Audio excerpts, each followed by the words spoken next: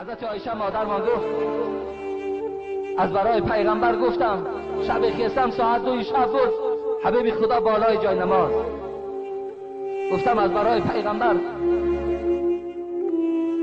ای پیغمبری خدا قدمات ورم کرده، زانوهات مثل زانوهای شتر ورم کردن. غفر لك ما تقدم من ذنبك و ما تأخر.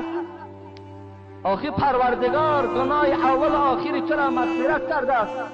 خواب نمیکنی جانت کمتر راحت کنه. حبیب خدا چی گفتن؟ در جواب پیغمبری خدا گفتن افلا اکون عبدا شکورا. ای عایشه تو محبوب ترین زن من هستی، پدر تو محبوب ترین مرد به سوی من است، لیکن این خیستن من، این عبادت من نشانه او است که آیا به سوی پروردگار افلا اکون عبدا شکورا، آیا به سوی پروردگار از جمله بنده های شکرگزار نباشم؟ ببین حدیث های دیگر میگوید پیغمبر خدا ساعت 2-3 شب میشید خانه علی میرفت، خانه دامادش، دختر دوستدارش فاطمه.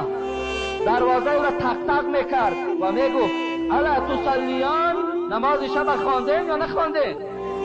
ببینید فاطمه را با علی بیدار میکرد، نماز شب خواندین یا نخواندین؟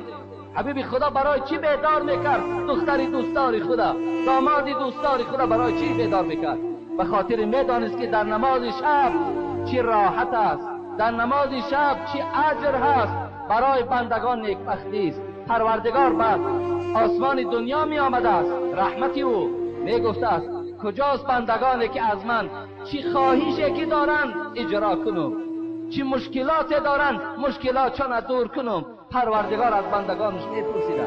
برادر عزیز و گرامی، از چمپیونات دادیده برای تو 2 رکعت نماز به سوی خدا بهتر و خوبتر است. حبیب خدا گفتن جنت برای این است. حضرت عایشه مادرمان گفت از برای پیغمبر گفتم شب خیستم ساعت 2 شب بود حبیب خدا بالای جای نماز. گفتم از برای پیغمبر ای پیغمبری خدا قدمات ورم کرده، زانوهات مثل زانوهای شتر ورم کردن. غفر لك ما تقدم من ذنبك و ما تأخر. آخی پروردگار گناه اول و آخری تو را مغفرت کرده است. خواب نمیکنی جانت کمتر راحت کنه.